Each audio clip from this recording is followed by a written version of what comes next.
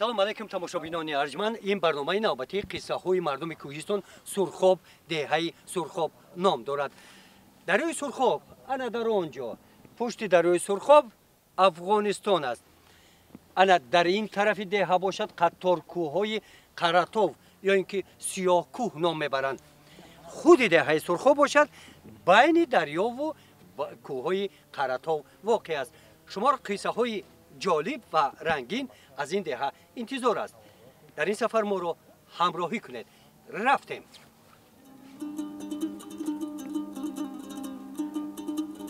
деҳаи Сурхоб аз баландӣ чунин манзара дорад. дар ин минтақаи аҳолинишини ноҳияи Фархур 450 хоҷагӣ умр ба сар мебарад. аз рӯи маълумотҳо ободкунандаи ин деҳа кореягиҳо мебошанд. он солҳо шуғли асосии мардум шоликорӣ будааст. ҳамин паҳлӯи муҳим дар ободонии деҳаро ба инобат гирифта барномаро аз ҳамин самт шурӯъ мекунем. ин лаҳза ман меҳмони яке аз нафарон сокини ҳамин деҳаи Сурхоб, нафаре ки дар рушди соҳаи иқтисодии деҳаи Сурхоб сами калон гузоштанд мебошам. ҳамсӯҳбати ман акаи Абдулло Турсунов ҳастанд. дар бораи ҳамин камтарак деҳаи Сурхоб шумо маълумот диҳед. инҷа бо шоликорӣ маъруф буд. яким ин ки заминҳое ки совхози Сурхоб давоз буданд то таҷдид дани хоҷагӣ ё заминҳо дар ҳисоби колхозҳои Ломанов, роҳи Ленин, совхози Ҳисор ва дигар хоҷагиҳои ноҳия буданд. соли 1964 ба мақсади тараққӣ додани соҳаи кишоварзӣ дар инҷа совхози шоликорӣ махсус гардидашуда ташкил карданд. дар аввалин директори совхоз Ким Пётр Григорьевич ниҳоят одами бо таҷриба, одами бо ақл, бо фаросат. барои чӣ шоликорӣ, махсус шоликорӣ? барои он махсус шоликорӣ карданд ки инҷа заминҳои шурзамин буданд. барои заминҳоро шуста тоза кардан, барои ҳамин совхози шоликорӣ ташкил карданд. чӣ қадар замин буд? замин охирон соле ки таҷдид шуданд 3650 гектар замин ҳамин совхоз дар ҳисоби совхоз буд. чӣ қадар шолӣ истеҳсол мекард? 16000 тонна зиёдтар шолӣ истеҳсол мекард.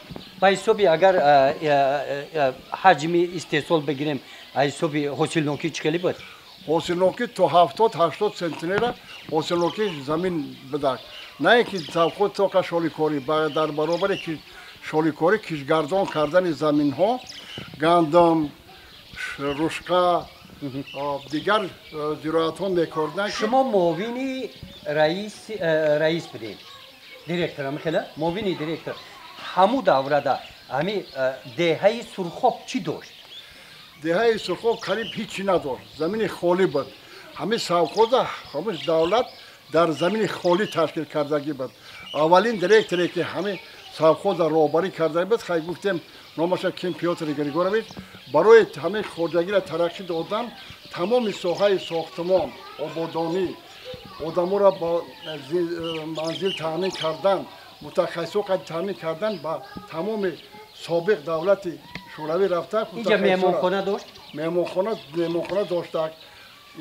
банкетни зал бигем агар хай хонаи ахти никоҳ доштак ки дар онҷо барои 240 нафар барои истироҳат кардани гузарондани чорабиниҳои хоҷагӣ ҳамин одамо табобатхона доштак, мактаб доштак, ошхона доштак, 2 магазин доштак, дар инҷа ҳамом, муассисаи томактабӣ барои 140 нафар. ҳамаи шароитҳо дар ин барое ки одам мутахассисоро аз дигар ҷоҳо биёрад, аввал шароит муҳайё мекард. ин Сурхоб барои чӣ мегуфтанд? Сурхоб барои мегуфтанд ки асосан ҳамин дайрое ки ҳамин мобайни заминҳо қади мегзарад Сурхоб ном дорад.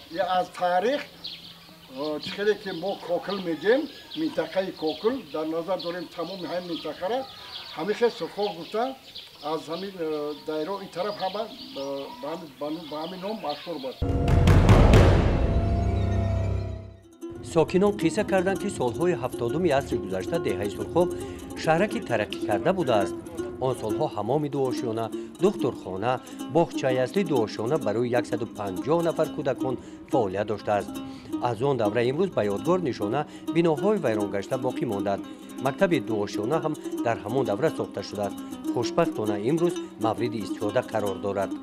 در دهه سرخاب دهات خوتل مکتب زمانوی است که این مکتب سالهای 70 عصر گذشته ساخته شده است. همصحبت من رهبر همین مکتب اکای سفر رجبالی. اکای رجبالی مختصر در مورد مکتب قصه کنید. مؤسسه در دهه سرخاب عرض وجود دارد.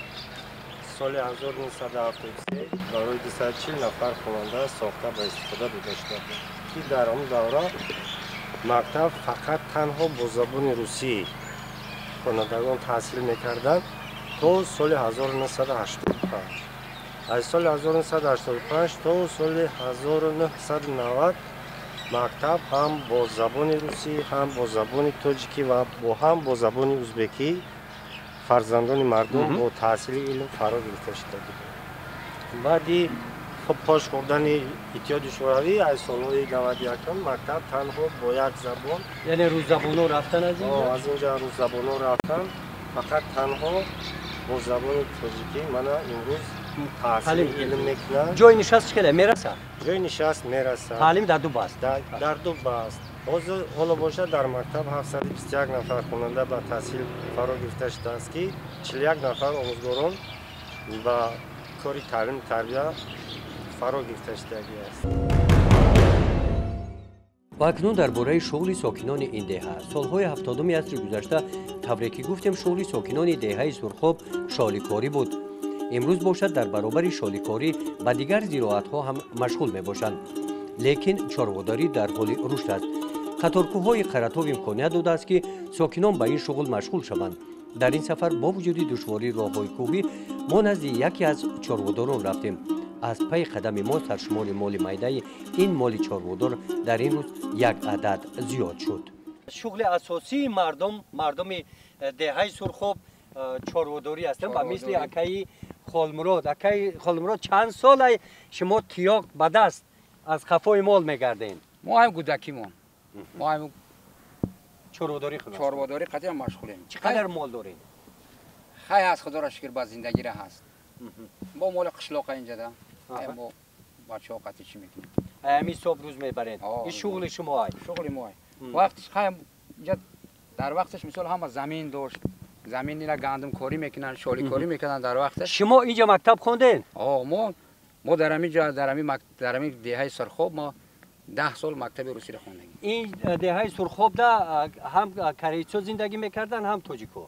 هم تاجیک بودن، ازبکو بودن. شما در یک صنف خطی روسی خوندگین مکتب؟ روسی خوندیم. خطی کریس بچه. چند نفر بودین؟ 14 نفر. چند نفرش کریس بود؟ ما دو بچه گویا که همین صنف ده دو کس ما یا ازبک بچه بود ما خودم هردمان. بین کریس دیگرش همش کریس بودن. نقص خوندین مکتبه؟ ما شما رو بعد کی درس میداد؟ معلماتون کدام زبان بودن؟ از کجا بودن؟ همش کریسا بودن. زبانی خیلی که در مکتب مثال تاجیکی و مثال در قشلاق‌ها مثال یک درس مثال چی میگذارن؟ مثال زبان روسی. در اینجا یک درس مثال زبان تاجیکی میخوندن. شما یعنی تعلیم به زبان روسی بود نه که زبان دولت زبان تاجیکی را میخوندید؟ یک درس بود آخه. خیلی که مثال در مکتب هست که یک مثال یک کریچو هم زبان تاجیکی را میخوندن؟ زبان تاجیکی را میدونید کریچو؟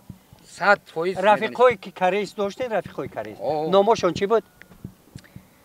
الک بود، دیما بود، ساشکا، اینا همشون خیلی بچه‌ای که خطی این نامای روسی هست، نامای کریسی چی؟ همش همین خیلی. فامیلشون کیم، خان، تیو، همین خیلی فامیلشون هم خیلی. نامشون نامو روسی خطی هست. این همین کوی قرطاو داشت شما هست یا کو؟ شما اینجا یگو معجزه دیدگین حس کردگین یگو اینجا؟ نه. اینجا جای تاریخی است؟ چی میگفتن؟ چی یگو قصه هست میگن؟ شنیدگی گذشته خیلی که جدا مثلا من مزار شاه احتم جان میگن درباره خیلی مزار خیلی نقل میگن. این دانشمنده شاه احتم جان. این مزار همو بالا ده. بالا ده سر خیره ده.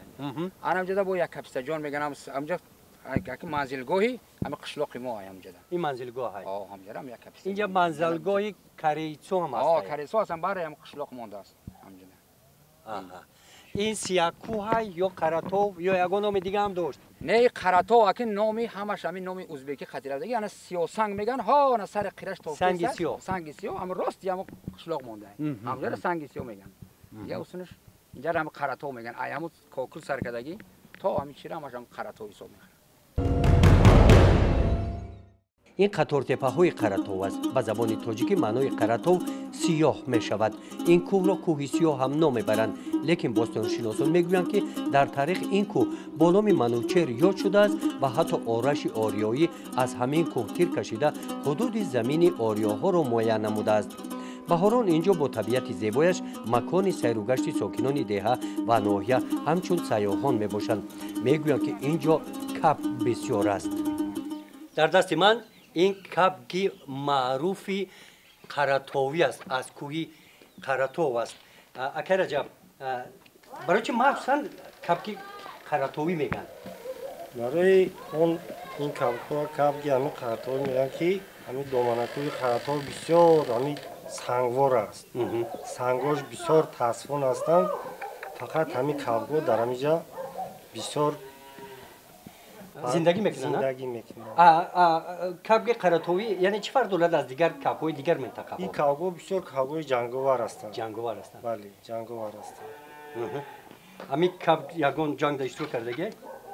این کبگ چند جنگ در اشتراک کردگی است. من راست دیگه خودم قدر همین چند ماه است سین سالش؟ ممکن 2 سال باشه. 2 سال باشه. اگه میفهمم که 2 سال که رجب. یا پوش؟ نه هم پشت میکنم. صدای خوب دارد. صدای خوب دارد. سلامت باشه دکتر رجب. سلام. اوید آن که درباره تاریخ دهه سرخاب برای شما بینندگان عزیز ما قصه های دیگر رو پیشنهاد نماییم. با مصلحت ساکنان این محله با یک نفر ساکن دیگری این دهه هم صحبت شده.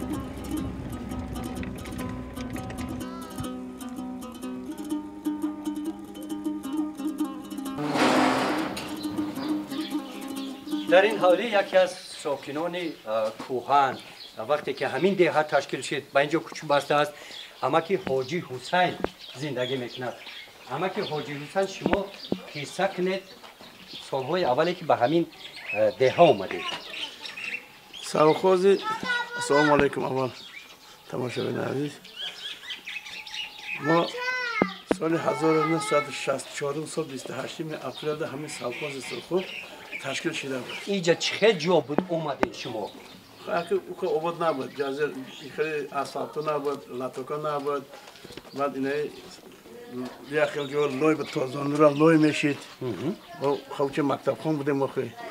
بعد اینجا زندگانی میکردن یک 20 نفر خوجگی قضا کریس بود. کریسو هم بود. بعد سال 1966 سال 16 اکتبر ایران ناحیه فرخورد ما کوچولو اومدیم اینجا کرد. بعد همینجا اومده اکرام خدا رحمت کنن یا شوفر کمباینر تراکتور میخواد شده کار کردن. اما توی نمی چوغاته که در همین سبخوز مو چی بودن که جزیره بود حقیقتا آباد نبود. نمی دو قطار خونه بود و ای پرا ایران اصول از اکاسفاب اونجا هم یکل جدا و پاتا و این خیلی چوب بود جزیره بود. اینا ای اصول کل بود و اینه خونه نبود. هم اصول اما که حاجی حسین شما خانه تونه خطان ساختین منزل استقامتی تونه؟ نه این دولتیه. دولتی ساخت شما دادید؟ همون وقت. کلیچه کلیچه داد شما اومدین زندگی کردید. ما بعد گفتیم خونه را. بعد اول بعد وقتی کوچولو مدگی مونده خیلی خونه نمیرسید. خونه نمیرسید. اما اصلا کارش کی بیت که میگفتن. کی بیت که گفتن اونا ولی خونه اینه یورت اینه شده بعد یک جودا خیلی خونه خیلی خمشکی بود.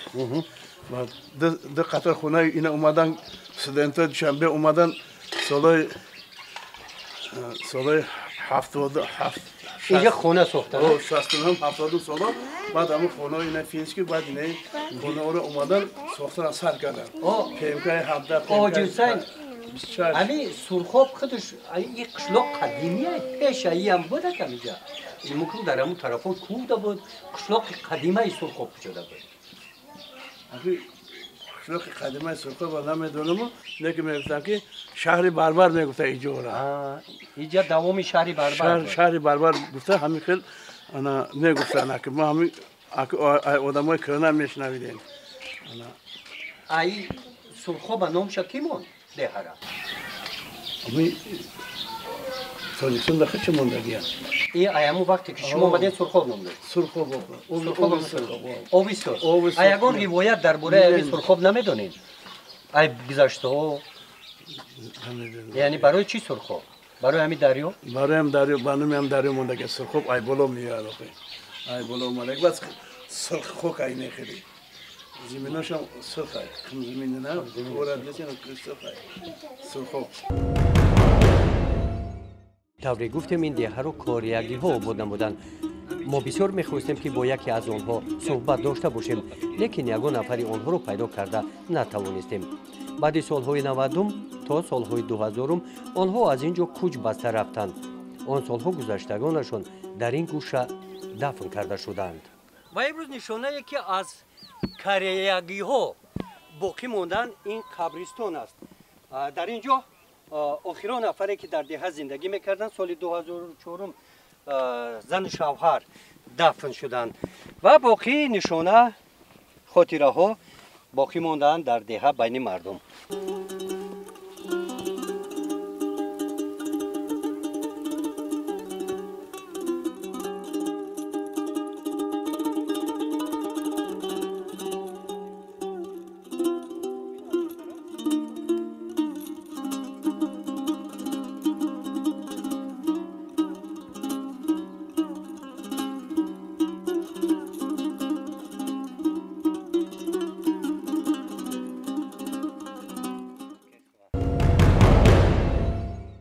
بعد کوچ بستن منزل کاریگی ها و ساکنان محلی ماندند جهت با گرمی تامین شدن خانه های آنها عجیب است بینید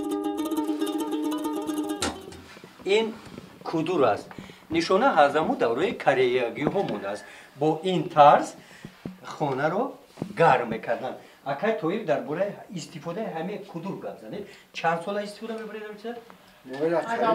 همین وقت کاریسو این خودم یوز چوه میبریم این چی خوبی داره مثال اینجا دود براش بجاده دورش نو انا دودی دیوار خطیه میرم کل دیوار قط این همین طوری چی ده انا غش چندگیه ای بار همین که طور یک بیاد همین غش چندگی رفتگیه این هم رنگ خیلی خونه چه خشت خامه پخته غشتی پخته چیندگی ها غشتی پخته چنده فقط همین انا پیشکاری یعنی داخل همون توبه یعنی دود برای همون خشت قدیمی ها او انا میگم کارگی همین ریال چه که کالکر نشونش میگن راست یعنی همون غشته یک ریال چنگیه بعد ایتور با غشته میخوام بچینه کلاکا کامل اون همون چیزی سروقی قطعی میخوام رنگ هجا پاوتر میخوام تو خورده همین چند پاوروتای چند گردیشه نیجا گردش خرید نه 13-14 گردش دود میره هم خیلی این رنگی تیوپلی پول میگن